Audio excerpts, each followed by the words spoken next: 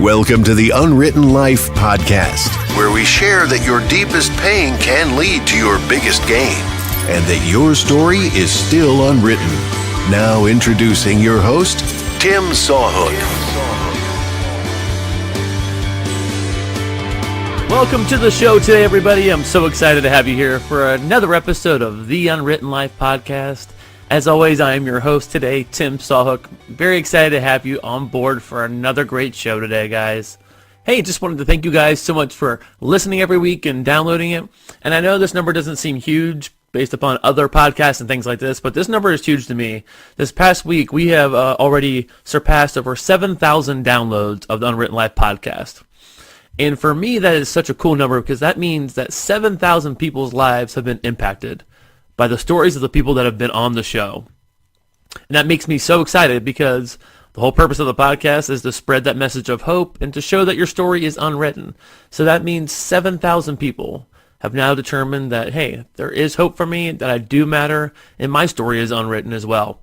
So I thank you guys all for being part of that big number, for downloading the podcast and really being part of the community. It really means a lot to me and all the people who take their time to be on the show each week. Well, on today's show, our guest is really going to touch on a bunch of different topics today, and it's different than my normal podcast where maybe there's just one continuing theme. But this person really talks about her life with depression and eating disorders and growing up in a family with a parent who was addicted to drugs. And she really comes through with an amazing testimony and shows you how to live a life with grace and with God's help. So here is my conversation with Bobi Gray. Well, I'd like to welcome Bobi Gray to the show today. Bobi, how are you doing today? I'm good. How are you? I am doing good. I'm excited to have you on the show. Talking to you a couple weeks ago and hearing some of your stories, I knew that you would definitely have a chance to make an impact on people, and that's what the podcast is all about. So thank you for being on the show today. I appreciate it. So I told Bobi, because she had a bunch of different things that she kind of wanted to share, and typically we have people on, they maybe have like one story to tell. Bobi has lots of stories. And I had asked her to send me some bullet points about her life and kind of her story, and she said if she had to choose a title for her podcast, it would be Unmasked. Do you want to tell us why you said your story would be called Unmasked? Yes. Am I allowed to cry in this? You're allowed to do all the crying. I would say I am probably, which I think many people in our society today are this way, especially if you're in the church realm a lot, so I want to call it that. So for me, growing up with some of my stories that we will touch on, I would say I was, I don't want to say raised that way, but I was ultimately needing to wear a mask at all times. I didn't know who I could trust. I didn't want people in and knowing ultimately the ugliness of my life or what happened behind closed doors at my house and that kind of thing. So I think I got to a point where I had to wear a mask all the time. Right. So ultimately I wanted to call it Unmasked because in the last year probably of my life, I've gotten to a place where I have a core group of people that's been a trial in itself, but that I could be vulnerable around, that I could be, they know my deepest, darkest, and they still love me. Right. So I would say I've gotten to a point where I am now unmasked with certain people and and sometimes even people that I feel like the Holy Spirit's telling me I need to tell them. So. Right. No, I think that's perfect. And I think especially one thing you touched on is that you felt like you had to wear a mask to hide your ugliness. And I think a lot of times ugliness is just perceived ugliness on our part. It's really not as bad to anybody else, but we think it's a hot mess, so we try to hide it. And I think the mask thing is even bigger now with social media. Everybody is wearing a mask, or I guess you can call it a filter anymore. Yeah. A different filter, how they put a little different lens on their life, so it makes other people feel inferior or a hot mess because everybody else looks perfect out there, right? Right. Yep. Oh, yes. Yeah. I think perfectionist, or I would say, okay, in January of 2018, usually I get a word from God for what that year is going to be and what I need to kind of like work through. And perception was my word for 2018. Oh, wow. And I mean, it hits, I don't know how many people I've talked to where perception is perception is everything. And really it's like, no, we're wearing masks. I mean, for people to perceive us as successful or perceive us as humble or perceive us as we have it together. Right. And I don't think anybody has it together. No. I want to meet that person if they do. I will introduce you to that person if I ever meet he or she, which I don't think that's ever going to happen until we get to heaven one day. Exactly, yes. So, like I said, you have a variety of things, and so I'm going to do things differently on this podcast than I normally do. I usually don't really have many scripted questions at all. Kind of, it's more conversational. But since you do have so many different really good points that I really wanted to touch on, I'm just going to start with this. And one of the earliest memories you had was talking about growing up with your father. You want to talk a little bit about that? Yes. Before I get into it, can I say that what I say, he is fully redeemed now, and he is living for God, and probably the biggest influence Holy Spirit wise that I have besides my mom and of course my church family, but he is a huge inspiration. So okay, I would say some of the things I've dealt with through my life is based primarily from my younger childhood days, and I'm going to cry. It's okay. I am empathetic. I am an emotional person. So no problem. Yeah, at a young age, I mean probably the age of 4 or 5, I can remember, going places with him, his friend's house, and seeing water bongs and just drugs. Right. So he always worked to provide. I mean, he was I would say a working addict, if that's a word. Sure. But I was always trying to strive to be, I think, accepted by him. Or accepted by my mom. Now, I didn't act out in ways that some people can, but, my mom was keeping it together. So I think just growing up with addiction in your family not only affects that addict, but affects all the players in the game. Yeah, absolutely. Say that. So, so that it was, at a young age, you don't know, something's off, but ultimately, you don't know how it's going to play out for the rest of your life. Right. So your dad, when you growing up, he was addicted to drugs. Yes. So what kind of drugs was he using and that you were exposed to? From just remembering, I would say marijuana primarily. I'm sure there was other stuff. I don't know. I've never really asked, details of that, but ultimately I can remember marijuana being the primary topic and issue all the way through my high school years. Okay. So what point, at what age, because you said early on you knew what a water bong was, but what point did you really have any recollection or know, like, okay, my dad is doing drugs, he is addicted to drugs? At what point did it click for you? What age were you? I would say when it finally made sense, probably middle school age, like early teen, I guess. And yeah, I mean, I knew it was off when I was younger. I mean, I can remember pop cans being used, Okay. I mean, yeah, I can remember just from a very young age, I would say when I really noticed and understood what was going on. And, you learn from your surroundings, I mean, in reality. So, watching my mom and how she reacted, and it was a mask for everybody. Right. But I would say middle school, to answer that, would be when I realized, because, you're introduced to things at a young age. I would say 8th grade, I definitely knew. Probably 6th, 7th grade was my first understanding. And well, let me ask you, did you have any brothers or sisters growing up, Bobi? No, I am an only child. You're an only child. Okay. So with your dad being addicted to drugs and you're being exposed to this and stuff, how did that impact your family?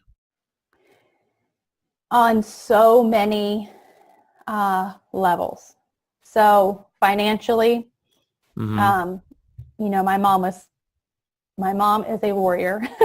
Yeah. I will say that. And he knows that now. So they're still married. All right. Gosh, that's great. Yeah. So the emotional roller coaster of, are we going to have lights on? We never had lights turned off. There was a couple instances where I can remember the electric getting ready to be turned off and having to call my mom and say they're here to do this. And so the emotional roller coaster of, are they fighting today? Are they together? Are they going to separate? Are they, and trying to do whatever you can to keep it together. Right. As a kid. Sure. And that's a lot of stress as a child to have to think about, are the lights going to be on today? And having to deal with people showing up to turn the power off or whatever the situation is, and not wondering, okay, are they going to split up today? Is this the end for our family as we know it?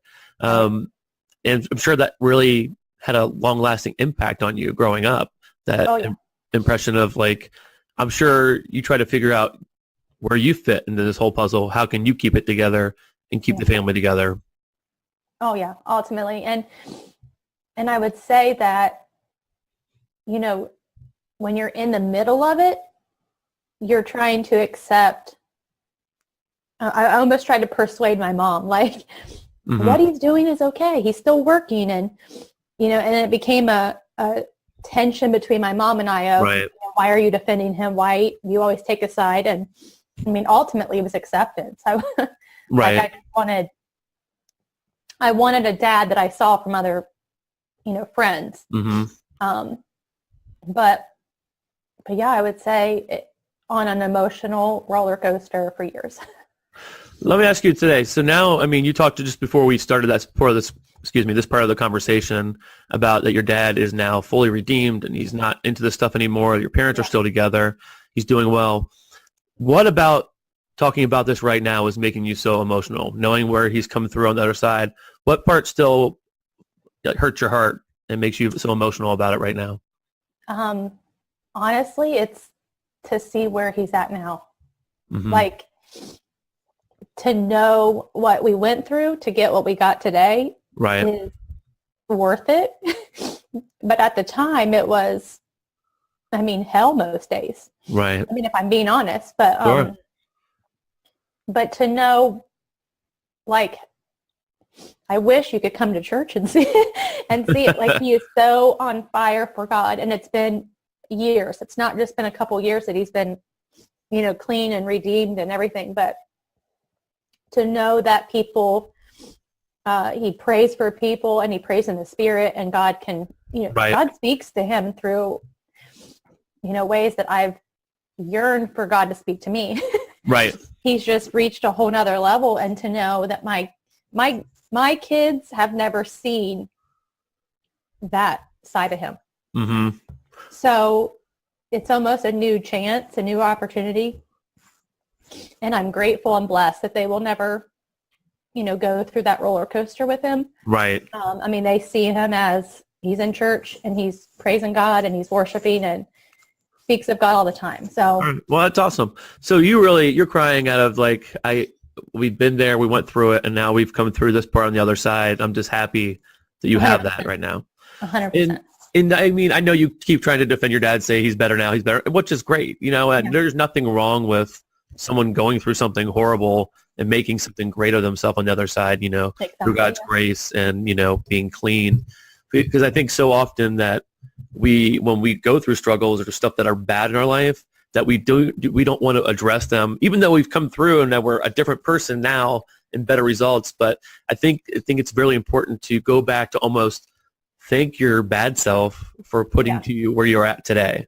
Yeah. Because if I wasn't this way, I never would have strived to be better than I am right now. Exactly. So I think it's very important that the whole reason this podcast exists is that your story is unwritten, that anything can happen in your life through many different things. And so, so definitely, I think it's amazing that your dad is where he is today, though.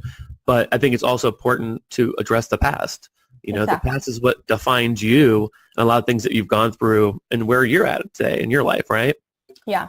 And I think, I cry. I cry through a Hallmark commercial or a Tide commercial, whatever is, I can be there in seconds because of what we've been through. Yeah. So I almost get that emotion, and sometimes, like I would say here in the last, probably about 3 years ago, I had to deal with somebody that told me that was a weakness. And I probably grew more through the last 2 years trying to get over what that person spoke into me. Right.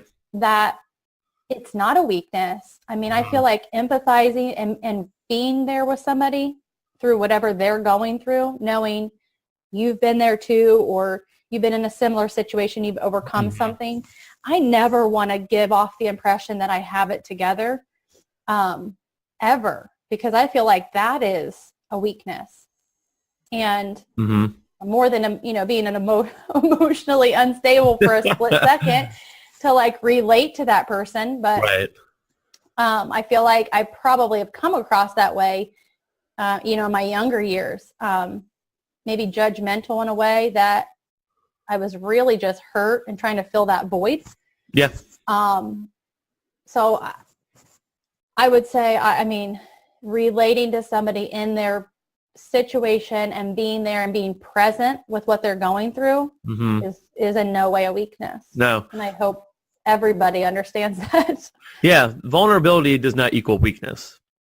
No. And that's what people need to understand. Being vulnerable with yourself or being vulnerable right next to somebody who is also in a very vulnerable state is not a weakness. That's a strength. That's an amazing trait. And a lot of people do. They confuse vulnerability for weakness all the time because they're afraid if someone sees me cry or someone sees me this, that they're going to think I'm weak. Absolutely not. It just makes you human. Yeah. And there's nothing wrong with that at all. So I'm glad you shared this portion of your story, though. I think because there are a lot of people out there right now. If there is anything that's the biggest thing going on in the country right now, it is drug addiction, right? Yeah, there's so many, especially with heroin, especially locally where we live in Warren County in Ohio here. It's a big, big problem. Yeah. And so to talk about it, and I'm great that your dad is recovered now and doing awesome, but to also talk about the hard parts, because there are some people who are up in it right now, Yeah. And they don't see that light. They don't even see, like, I don't see this person ever coming back. They're so far gone. Yeah. And if you could speak to that person right now, what would you say to them, Bobi? Oh, I would say don't walk. Even if you have to walk, even if you have to crawl, but if you can run straight to the cross and just pour out your heart, leave it there and move on. It's going to be a struggle. You're going to have battles, but without God, we wouldn't have what we have. My mom prayed and prayed for years. So I would say wherever you're at, if you have to crawl, if somebody has to drag you, just tell them and get to the foot of the cross and get right. Yeah. No, I love it. I don't think you can get better advice than that. Moving on to some other things. You can, but no, that's perfect. Where else can you go? It's better than that. There is nowhere. There isn't. I want to talk about some other things in your story, and I think this relates to something you talked about. You talked about having acceptance from your father growing up, that you really just wanted to be accepted from him. You're talking about overcoming not being good enough. What was that like growing up? Talk about what's the first memory of not measuring up to someone or other people? I don't know that I have a memory of not. I just had I would say a lie from the enemy, where trying to keep our family together, if I could, be the best gymnast or be the best cheerleader or be the best, in volleyball, whatever sport I tried to play, I wanted to be the best at it, because if I was the best at it, he would show, I felt like he would show up, or my parents would want to be there, and to almost to make a picture perfect. But I don't know that I have an actual memory. I think there's just several things that played out. One with having a drug addicted father, you want that acceptance. You want to fit in to whatever is going on, because the time that you have is limited sometimes. Because addiction just takes over on all levels. And anything I could do to probably get attention, whether it got me in trouble or not, I tried to do it, because I knew if I was in trouble and he was speaking to me that way, I knew his attention was on me. Right. So. Well, it almost sounds like that, you said you were an only child, but it sounds like actually it was your parents, you, and the addiction. Like you all grew up together. Yeah. So you were almost competing with the addiction to get that attention that the addiction got. Yes, 100%. And Right. I think that's why ultimately my mom would say, why are you defending him, or why do you? It's because I wanted to, if addiction had to have a place in our family, I wanted it to ultimately us to be equal with it. Right. So that we could continue as a family. Right. And you get that attention. Yeah. I mean, now seeing that and hearing that, it does sound like you were always just competing with the addiction to get that attention, that the same thing that he craves so much, you could crave you in that way as being his daughter and wanting to be there for you. Yeah. Couple of things you also talked about is not being good enough, leading to you being a perfectionist. It also led to you with some eating disorders. Can you talk a little bit about what that was like? Yes. So I did competitive cheerleading growing up. And I can remember, we went from a certain uniform to a midriff uniform. And, ultimately looking at everybody else's bodies and knowing that you're not probably where you should be in order to wear a midriff. Mm-hmm. By no means was I fat, but by no means was I fit. Right. So I think body image came full force at that point. And there was a cheerleading coach that I had competitively, not through high school or anything, but that picked at my stomach during a practice in front of everybody. Oh, and, no. Said I needed to lay off the pizza and the donuts and wanted me on this strict, no pizza for 6 months, no diet, no donuts, whatever it was. And I'm like, I don't really care for pizza or donuts, but what am I going to eat, Right. So it ultimately went to almost me restricting what I was eating. And then I kind of got to a place where I understood that I could eat certain things and throw them up easier.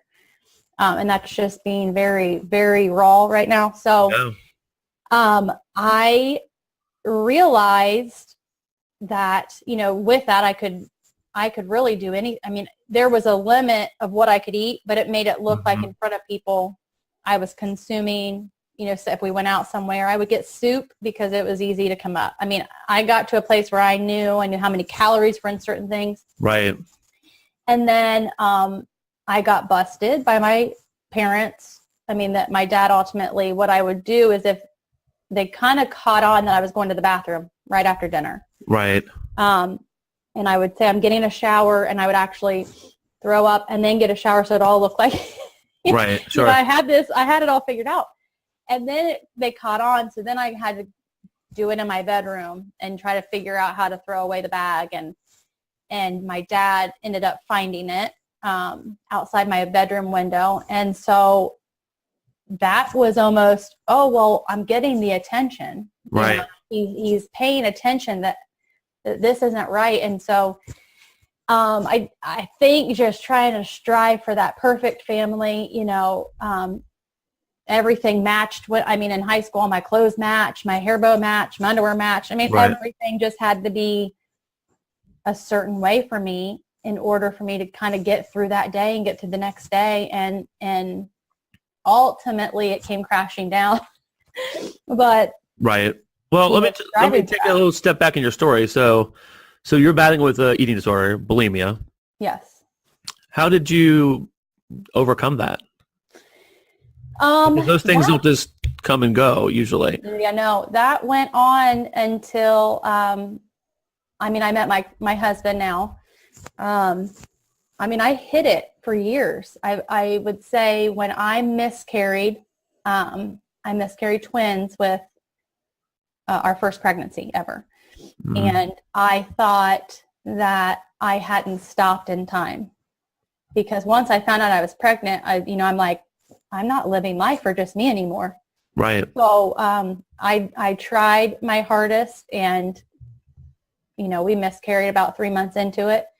And the probably darkest time, because you're mentally exhausted trying to figure out, break a cycle that's went on since you were 14, 15 years old. And I had some, we want to say valleys and mountains. I would feel like I had it together and could stop. And then I would ultimately come crashing down and go right back into the cycle of what I've done.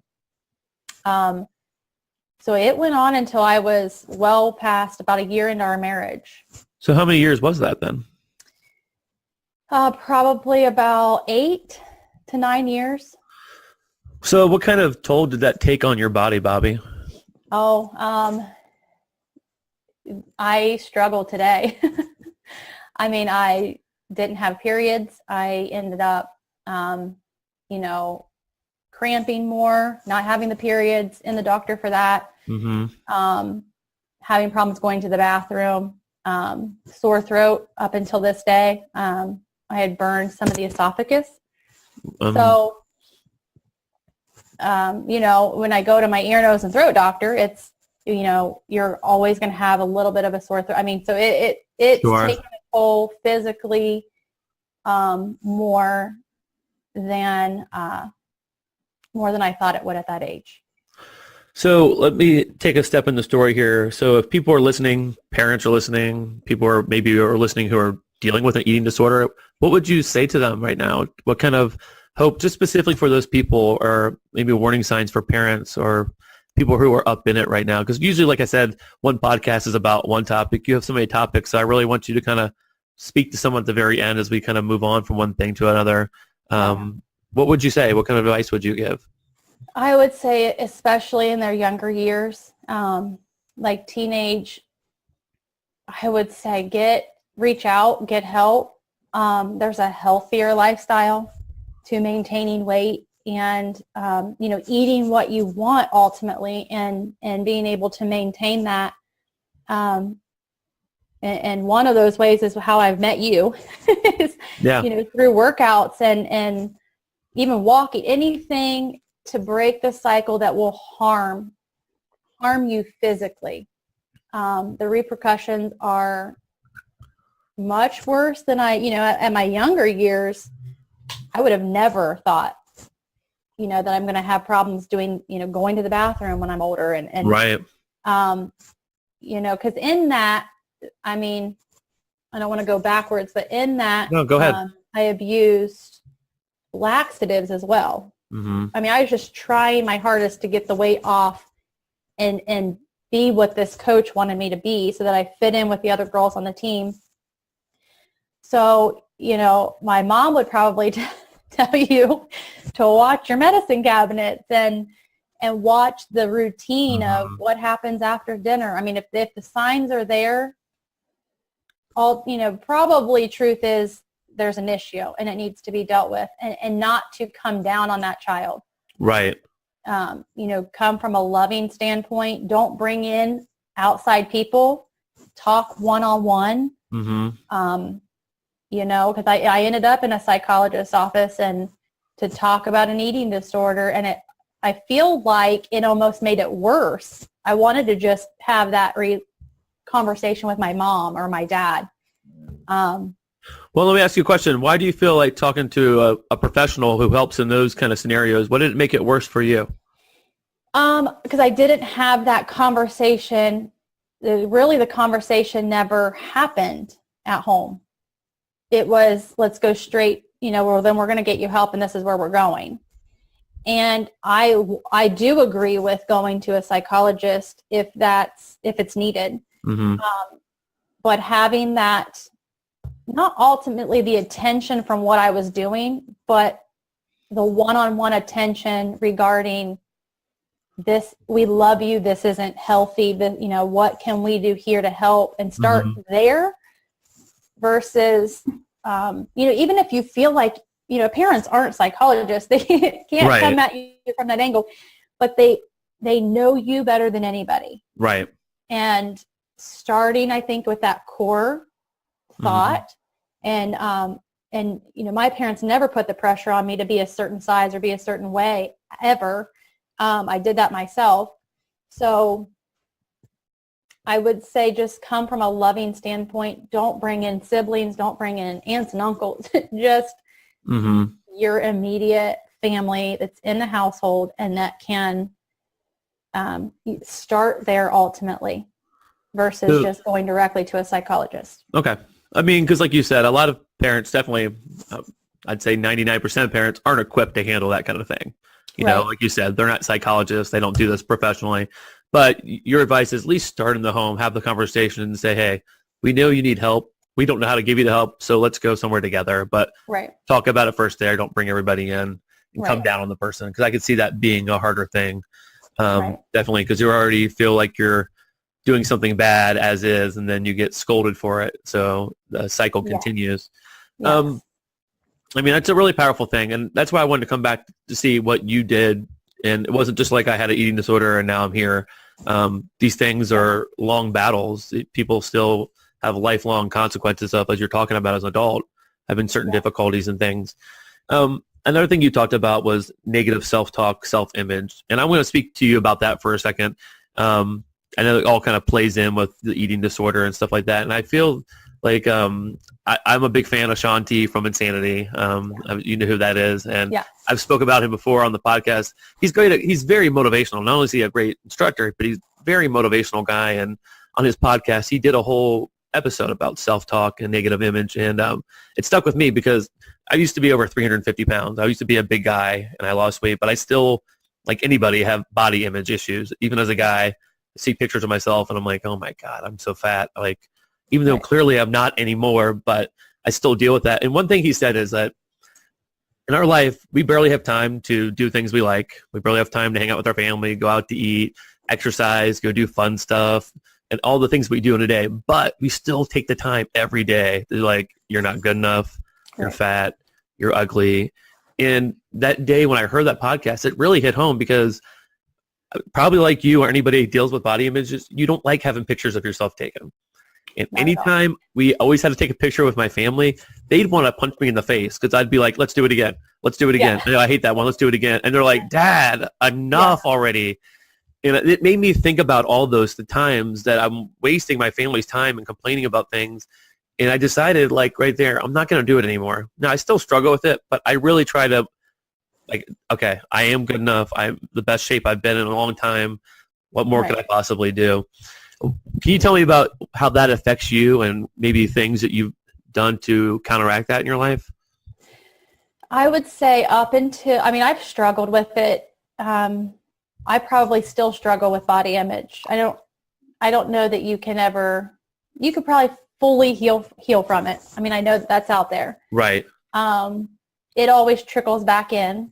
So for me in the last couple years, as far as, negative talk, I try my hardest to, if I don't get my Bible in, affirmations, finding positive things that I can stick around, whether it be on my bathroom window, or I save it to my phone so I can scroll. I have a actual area on my phone that is just pins from Pinterest of positive affirmations that I can go back to and say, people are always going to want to compare themselves to the person next to them. And you can't control them. So I think for me in the last couple of years, it's been, I can't control them. I can control me. Right. So what am I feeding myself? Spiritually speaking, and probably literally as healthy as I can get. Right. And changing the mindset of the negative talk to positive affirmations and feeding that into me as much as possible. Yeah. No, I love that because it is. You really, truly need to feed your mind with positive things. You really do, because when you are on empty, you can't give to yourself or you can't give to anybody else. I mean, if you've been on a flight before and they talk about when no airbags come down, what do they tell you to do first? They tell you to take care of yourself first so you can help others.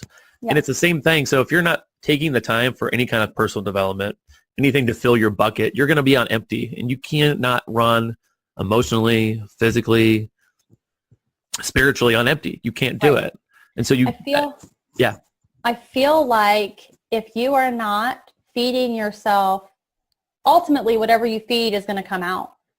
So I don't want to pour into my kids negative. I don't want to pour into my friends negative. Now I do have my core friends that I can be real and raw and complain to, and then 10 minutes later we're moved on and we're past it. Right. And those people keep close because you can find somebody that you feel like you can do that with.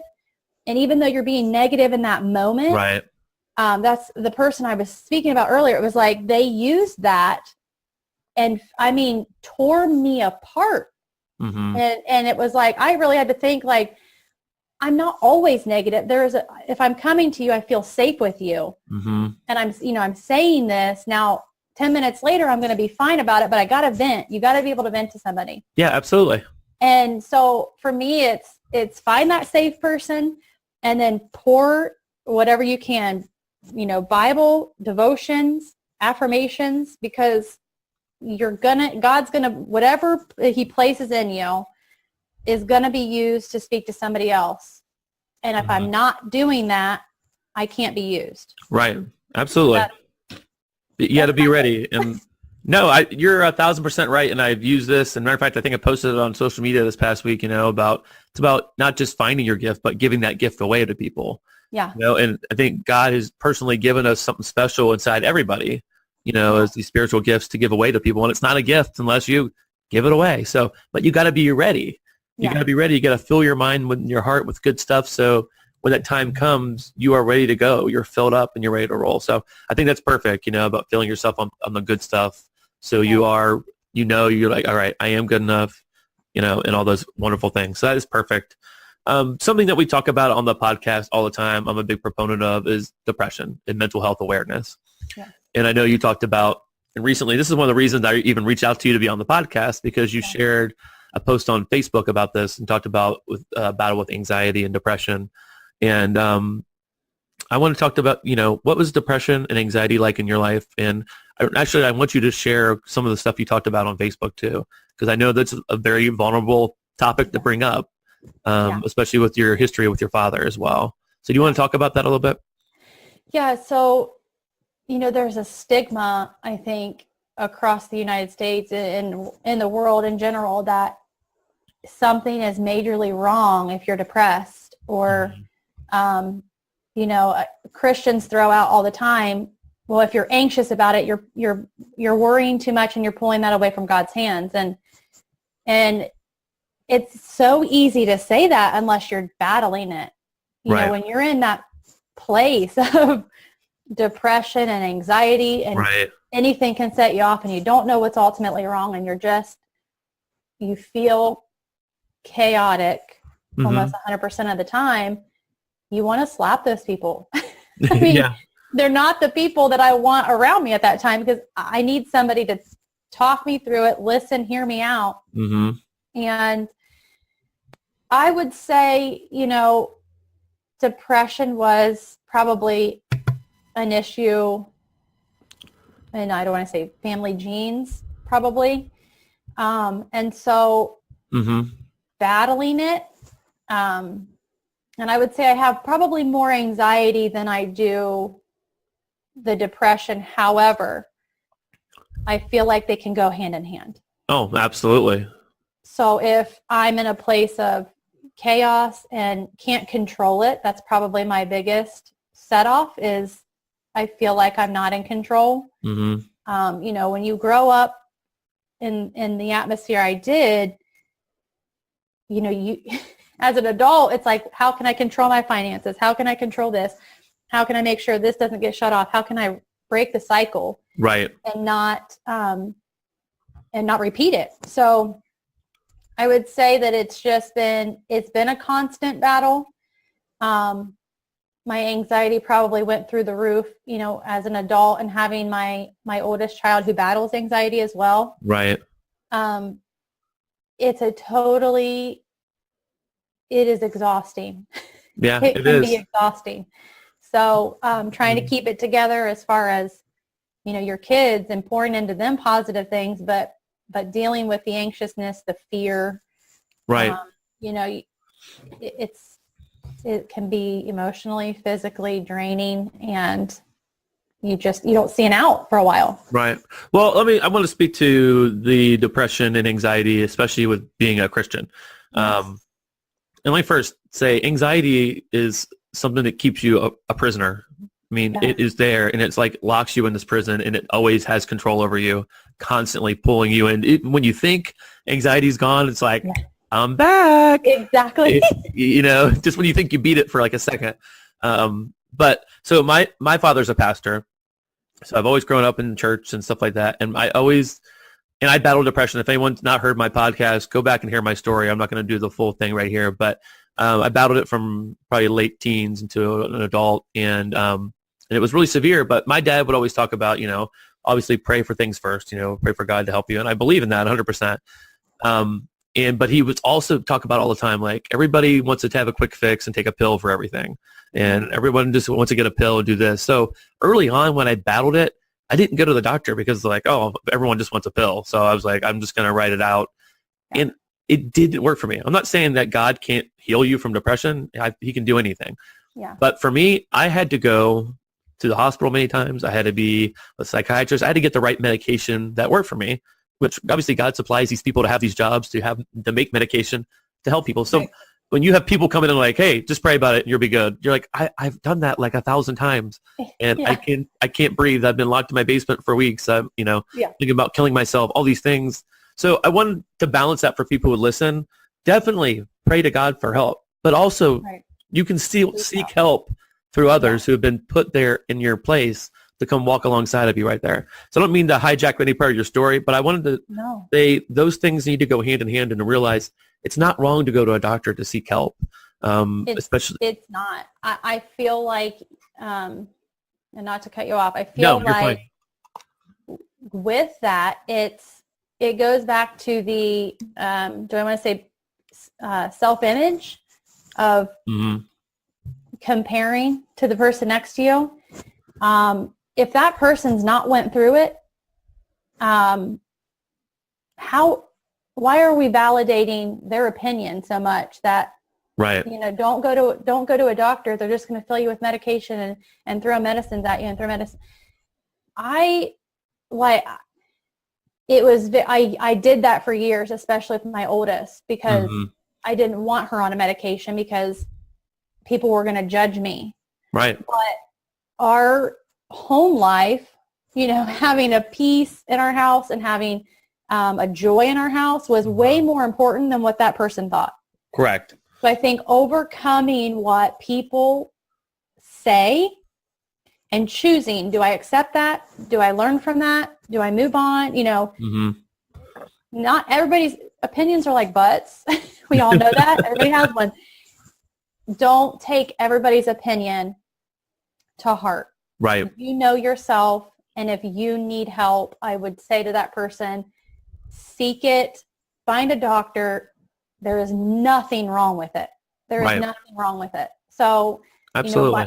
My daughter, a lot of people close to me know my daughter is on a medication that she won't have to be on for her, whole life. The doctor and I have talked about this, but it's getting us through this time right now where she can function and handle things. As a young kid, sometimes it's very overwhelming. So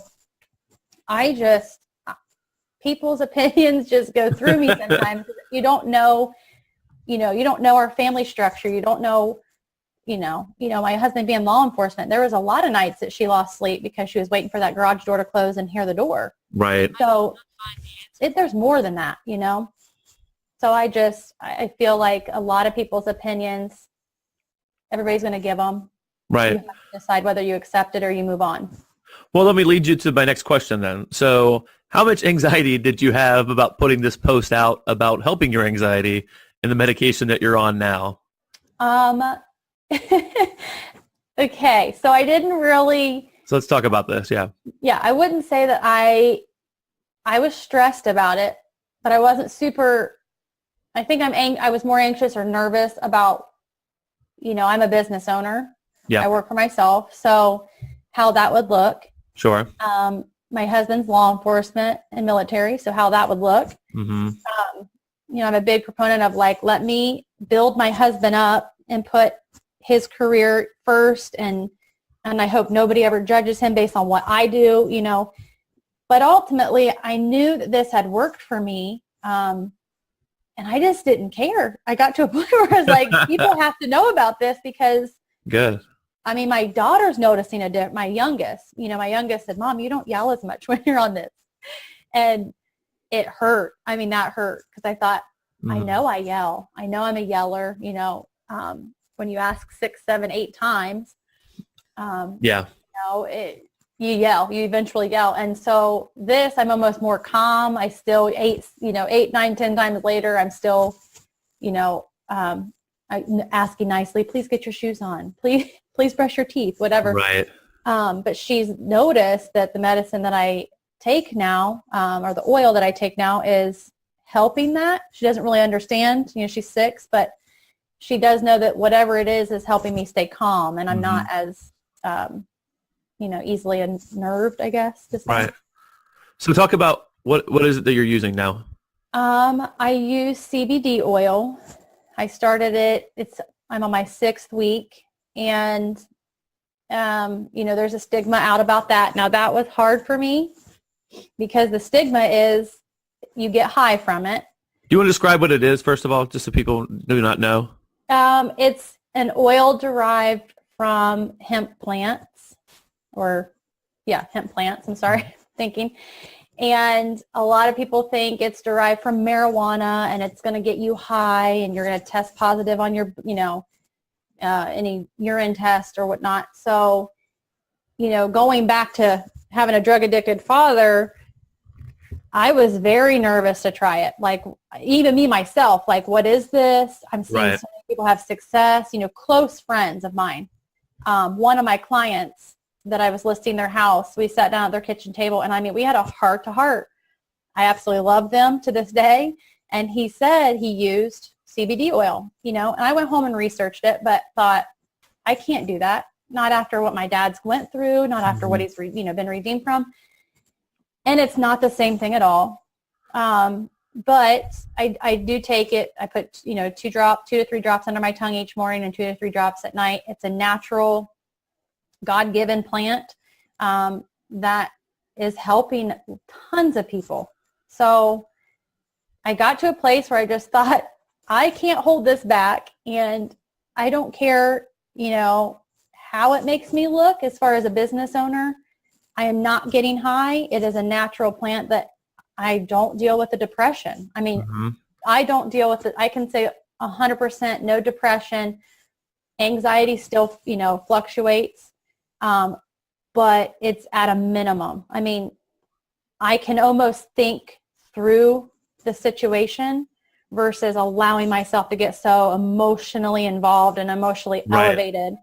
It's almost like I don't know how to describe it, Tim. Just like it works for you. It's working through, without freaking out first. Yeah.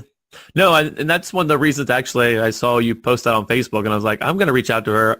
I know she's got a story under all this post on Facebook, and obviously you do after talking through everything here. And I think it's important that you shared it because I think people do.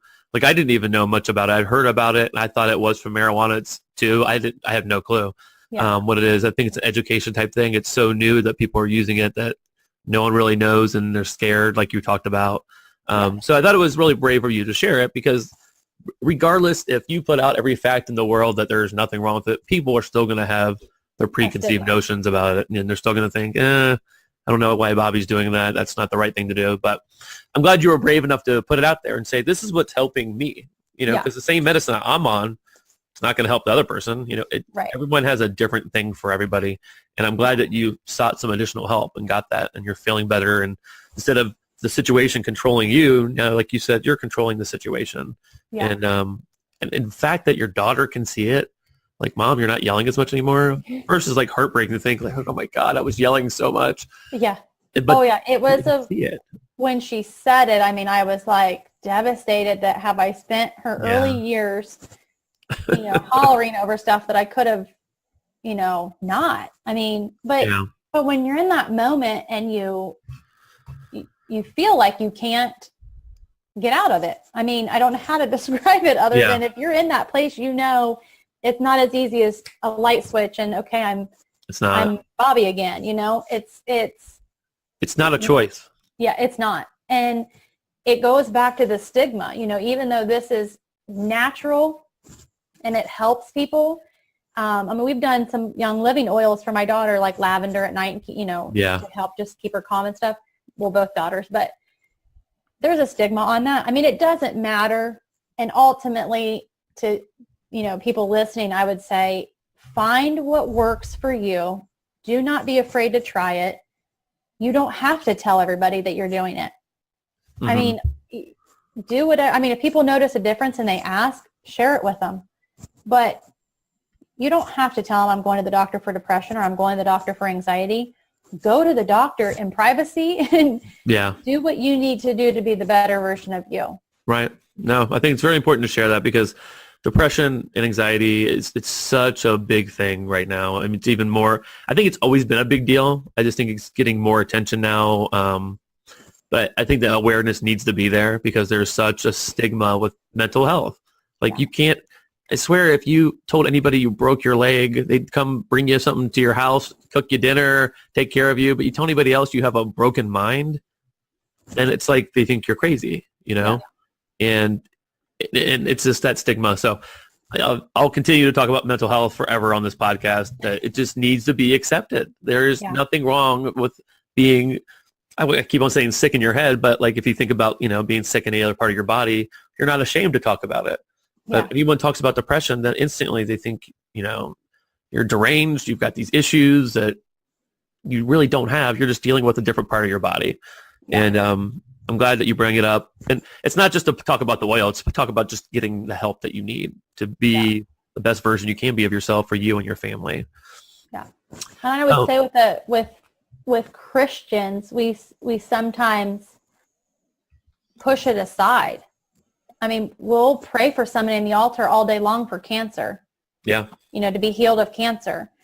And our pastor does, talk on depression and praying to break that bondage. But it's the people that think people who are depressed or have anxiety or battle that are less holy or less of a Christian. Mm-hmm.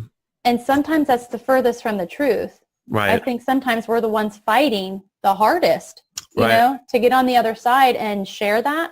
Right.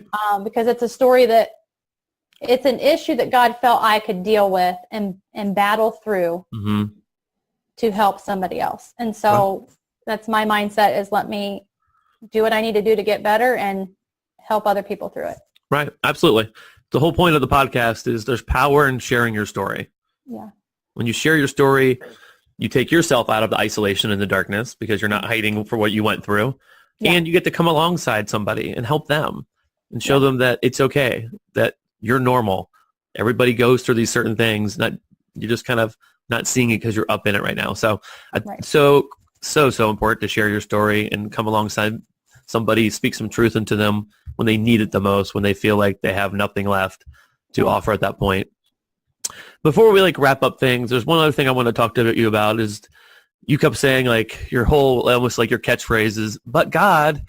Can you tell me a little bit about that in your life as we wrap up the but God moments? One, my dad, I can share his story, but it ultimately ends with, but God. Mm-hmm. But God stepped in. I always get emotional talking about my dad. I don't know why. It's okay. But, anything with that, going, to the doctor, the day that I had to go to the doctor with my daughter and say, we're having this issue. It's like within 24 hours, I mean, Tim, I'm not exaggerating. Within 24 hours of her first dose, we had a different kid. And in a good way, she could, think through things. And while that was medicinal, I feel like it was but God. He gave me the courage to go into that doctor's office and not care what anybody else thought, but put her first and get her on a path that's not down the same road I went down. I feel like every day there's a but God moment. We just have to look for them. There's blessings all around us. So I feel like my story should end. It should be titled Unmasked because I've removed the masks and brought them to light. And ultimately, but God has stepped in. So. No, I love it. I think all the different things that we talked about today really could be a podcast all on their own. Obviously, we glanced over a little, a depression is a lifelong thing and an anxiety is a lifelong thing, and battling this eating disorders and growing up and not feeling good enough and your dad being addicted to drugs, all those things, you could really stretch them out a little bit longer. Right. But I feel it's important just to touch on all these different things to, look, I'm one person. I've dealt with all these things, but look, I've come through it on the other side, with God's grace. Am I still going to deal with these things? Absolutely. Yeah. Because like we talked about at the beginning, nobody is perfect. Nobody has all their crap together at all. They're all living under a mask or a filter and a different lens. And it's so important to share your story and come out, bring it to people, let them feel normal, let them know they're accepted. And I know you've already spoke to different people throughout the whole podcast, but if just one final thing you could say, just to offer hope to, I don't know if you're speaking to women, men, anybody in general, just hope and encouragement to get through all the different things in life on a daily basis. What would be your final thing to say? I think my final thing would be to make the decision to put you first. That would probably sum up every area of my life. Growing up with a drug addicted father, now I've decided to put myself first, to unmask every issue I've ever dealt with, bring it to light. I've done so, through medicine, through oils, but ultimately I have went to the foot of the cross with everything. Mm-hmm. And I listened to a sermon a couple weeks ago. A gentleman spoke at our church, and we kind of touched on this, so I'm not going to be as great as he did, but he said, for years we prayed, God come to me, God come to me, God help me. And he did when he sent his son to die on the cross. So why are we not going to him with stuff? Mm-hmm. It's changed just in 2 or 3 weeks of hearing it. I mean, it's changed my prayer life. It's changed a lot, because no longer am I saying, God help, God come. I'm stepping towards him and mm-hmm. taking stuff to him. So I would say to those people, men, women, whatever it is, whatever you're dealing with, when Jesus died on the cross, you could enter into that throne room and ultimately go to him with anything the veil was torn. Mm-hmm. Walk in, set it down, and just move on with life. You're going to deal with things, but stop picking it back up. Whatever, if it's addiction, whatever it is, just run, crawl, walk, skip. Yeah. I don't know how you got to get there. Just get there. So that's awesome. I don't think you could end it any better than that. Bobi, I can't thank you enough for coming on today and taking off your mask and being vulnerable enough to share your story, multiple stories, with all the people who are going to listen to it. And I always talk about, if one person can be impacted by your story, then you've made all the world of difference. And I know this will be more impactful than just one person. So what I do ask for people is, Bobi, if anybody wants to reach out to you and get more information about what you've been through or ask for advice or something, how can they reach out to you? They can email me. They can text me. Do you want me to give you my information? Yeah, I'll tell you what. Give me your email and we'll put it in the show notes so people have access to it when your podcast goes live, and we can go from there. But thank you so much for being on the show today. It has been my honor. I mean, I've got to know you for the last couple of years, but now I feel like I really got to know you. And I think it's really amazing who you are and what you stand for and what you've gone through. So thank you so much. Oh, I appreciate it. Thanks for asking and dealing with my emotional voice today. You did a great job. Have a great day, Bobi. Awesome. Thanks, Tim. Well, I really appreciate Bobi coming on the show today, and it was so important for her to share all these various topics about her life. And I remember talking to Bobi before she even came on the show, and she was very nervous about people starting to see her business and things like that. And then she took a step back and told me, you know what, if God can use me and use my story to help one person, then I've done enough. Then it means a lot. So I really appreciate her for being brave and vulnerable and coming forward today and sharing a lot of her story. And what an incredible name she came up with, Unmasked, for the show. And it really gives you perspective if you stop and think about, on a daily basis, How many of us are wearing a mask in real life? I mean, really think about it. Are you wearing a mask at your job? Are you wearing a mask in your marriage? Are you wearing a mask with your friends? Are you wearing a mask with God? And keep on so forth and so on. And I don't think we necessarily wear masks to be deceitful. I think we wear masks to guard ourselves from being hurt. You know, and Bobi talked about that. She didn't want anyone to see her ugliness in her life. Even though it's a perceived ugliness, and it really wasn't an ugliness that she had, but we all have that perceived ugliness, right? And fill in the blank for the things I talked about before, marriage, job, friendship, so forth and so on. And it's so easy to get up every morning, oh gosh, got to put on the mask. Oh gosh, I got to go here, got to put on the mask. Going to church, put on the mask. And it gets exhausting, right? But what Bobi talks about is freedom from that. It's coming out from behind that mask and sharing your real authentic self. Taking that mask off and letting God step in and let people see you through God's eyes, how he sees you. And redeeming you through all the things that you've been through in your life, in your struggles. So I'm challenging you guys today, think about it. We all wear a mask. Even if you don't want to, every time, I mean, it could be in a tense situation, all of a sudden, put the mask on. Oh, okay, I feel better now. Because it guards you. It guards your heart. And if I could challenge you guys today, through Bobi's story alone, take off that mask. And every time you get scared and you're getting ready to put the mask on, freeze for a second. Freeze for a second. Take a deep breath. Be still and know that God is there. And let him intervene in your life and put that mask away. People want to see the real you. And you might be scared that someone's going to reject you because of the real you and your perceived ugliness of yourself. But you're never going to know until you take that mask off. Step into those blessings God has for you and let people see you for the real you. Something else I kind of thought fascinating in Bobi's story is when she kept talking early on, you know, the big premise of her overall story was her father with his drug addiction. And what that led to in her life, as she was talking about the different things about not being good enough, and the not being good enough leading to being a perfectionist, and that leading to an eating disorder, and that leading to depression and anxiety.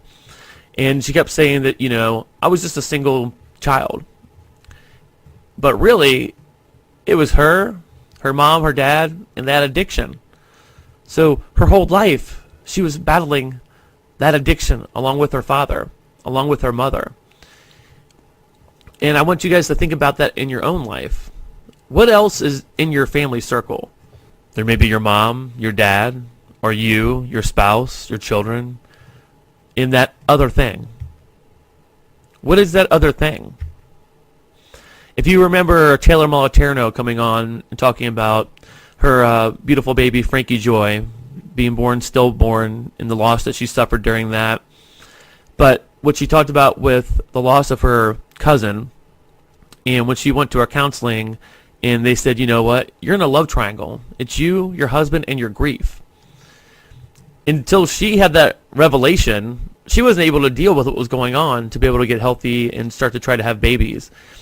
And think about that with your life.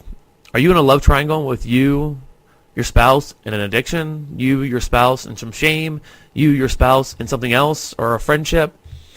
And I think if you can stop and try to identify that other thing that you're competing against, it's not even a real person, but it is a real thing. It's a real thing that could put a stranglehold on your life. And guess what? That thing that you carry around, it's been there for a while, right? So it's not easy to get rid of. But if you can take the time to get rid of the mask, identify what's that other thing that's in my relationships, that little thing that's invisible but yet weighs me down heavily every day. And identify that if you trust in God and accept his grace and accept his help and keep praying for freedom from that one thing, you will see results. You will see freedom. And once you start to see that freedom, you start to see your value in your relationships, in yourself, and that you matter. And we talk about this on the podcast all the time, that God doesn't put us on the earth just to suffer, but through the suffering, we can learn and to help others. And so many people that I've seen on this show who have gone through those things, and now I've seen them being used further and further because of their story, because of what they went through in their journey. So remember out there, your story is important. Everything you go through is very important. And to never downgrade or downplay what you're going through, that it doesn't matter, because it really does. And when you can start to accept that my story matters and what I'm going through, and you know what? You may be in the middle of your story right now, and you may be up in the struggle so hardcore that you don't see the other side yet, where you can take something from your story, glean something from it, and help somebody. But if you can identify in the midst of your storm that God's going to be able to use me one day, that God's going to be able to identify what I'm going through, and I'm going to be able to help someone else. If you can do that, your struggle will seem a little bit less. Not a little bit easier, but a little bit less. To know that what you're going through will help somebody another day. That you're going to be able to come alongside someone, and because of your suffering and your struggle, that you're going to be able to help them. So I can't thank Bobi enough for being here today, to being vulnerable and sharing all those different aspects of her life. Each carry their own amount of pain and shame and isolation. Like she said, her final thing, go to the cross. Any other way you have to get there, get there. Lean on God, rely on God, and let him use you and your story as a testimony for others. Well, I can't thank you guys enough for listening to the show today, downloading it, and being part of the community. And I really want to hear from you guys. I want more people on the show. I'm looking for more people to be on the show to tell these amazing stories to help people. Like I said in the earlier part, we've already had over 7,000 downloads. And like I said, that may not be a lot to these bigger podcasts that they get hundreds of thousands every week, but it's big to me, and it's big to our community. That means people are being impacted.